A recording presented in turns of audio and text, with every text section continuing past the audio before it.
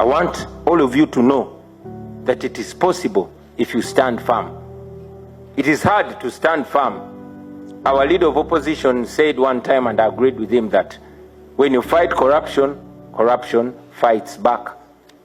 I just want to assure you, friends, that for those of you who fight corruption, you will never fight alone. We, the people of Uganda, will stand with you. We will back you up. We will fight with you. And as we are taught, a people united cannot be defeated. You won't be defeated. Finally, friends, I also want to mention that corruption, on a close analysis, is but just a symptom of a bigger problem. And that problem is misrule. That problem is dictatorship. That problem is a rulership, not a leadership. A rulership that has no account, that does not feel obliged with the people and is not answerable to the people. Friends, when you see flies hovering over a mess, you don't just spray the flies. You remove the mess and the flies will go away. We need to remove this dictatorship and corruption will be history. And I'll quote one eminent leader that we have in this country, Mzee Mayengo, Israel, who was speaking a few weeks ago. He said, and I agree with him, that back in the day, President Obote noted that the problem of Uganda and Africa generally is reduced into three things. That is poverty, that is ignorance, and disease. And he was spot on. Today, Mzee Mayengo reduced the problem in Uganda. It is no longer poverty, ignorance, and disease, but it is centrally corruption. Because corruption is the center of all this. I want to salute our parliamentary front for the continued fight. And ladies and gentlemen, indeed there's no better place to talk about corruption than here, the Parliament of Uganda, which has distinguished itself in recent days as the high temple of corruption. I hate to use those words, but if we are to deal with the problem, then understanding it and addressing it in reality is the first step. This parliament has had the most outrageous scandals recently. In recent times, we've seen the Speaker of Parliament with impunity siphoning taxpayers' money. In recent days, we have seen this parliament doing unprecedented things. We've seen in this parliament the Speaker of Parliament and government ministers sharing iron sheets meant for the poorest of the poor in Uganda. It is in this parliament that we've seen the leader of opposition rewarded before he works. It was in this parliament where we saw that so-called service award. And it is this parliament that provoked the conscience of even our young people. We all remember the young people of this nation getting up and deciding to have a march to parliament. Many of them were arrested, as you read in the newspapers, tortured, and even sodomized for daring to counter corruption. For those young people that were trying to make their way to parliament and failed, I thought that maybe today I could try to be their spokesperson, to be their mouthpiece, and say to you what those young people were not able to say. Friends, corruption, I think, has become cliche. It has become, corruption is too cool a name to give to what is being done.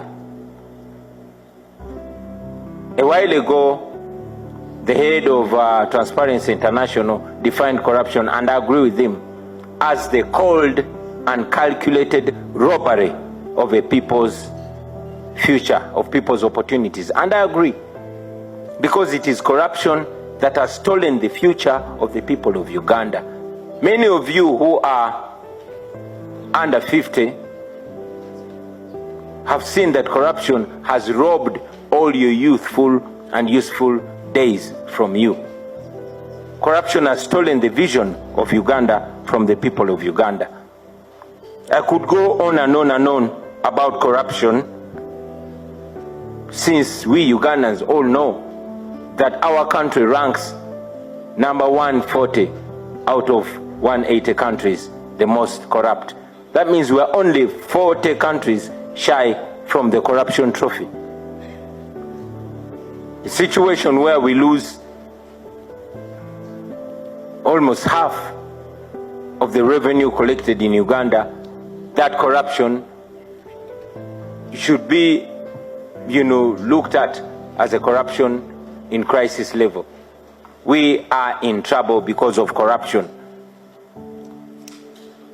The Inspector General of Government, the current one, Betty Kamya, who we expect to most understand corruption, defined it, simplified it a few weeks ago in an online video, and I agree with her.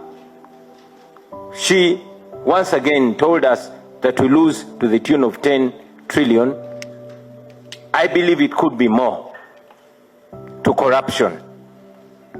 But again, she goes further to break it down to us and tell us that out of the 45.9 million Ugandans, it is only 350,000 Ugandans that are in that circle. Now, these are not the people controlling the country or our economy. These are just a group of people that I would call enablers, including some of you members of parliament, including all the people that are being used. But again, she goes further to show us that a small group of people that are even 10% or less of the enablers, that is roughly 35,000 people. This is a small group of people that is milking the entire country, and we all know these are the people that have decided that our country is supposed to go down the drain. Let us imagine what 10 trillion can do. A little while ago, we were imagining what that money can do if corruption was stamped out. 10 trillion lost every year. Imagine what that money can do to our road network. Imagine what that money can do to our hospitals and health centers. Imagine if we set out to use that money to transform our schools. Unfortunately, that money goes to a few.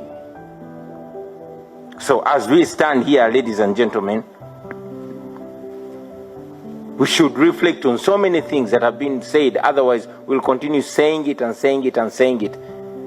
Recently we lost one of Uganda's international journalists, Shaka Sari, and he was quoted to have said that one of the biggest achievements of the Museveni regime is institutionalizing corruption. And that is true, because we all can realize that corruption is a currency in this regime.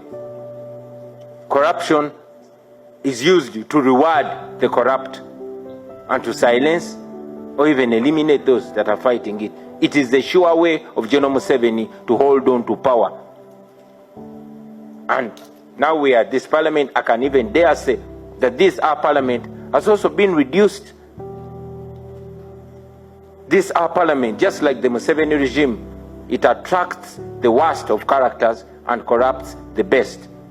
It is my hope and prayer that our leadership here will not be compromised like it was a while ago.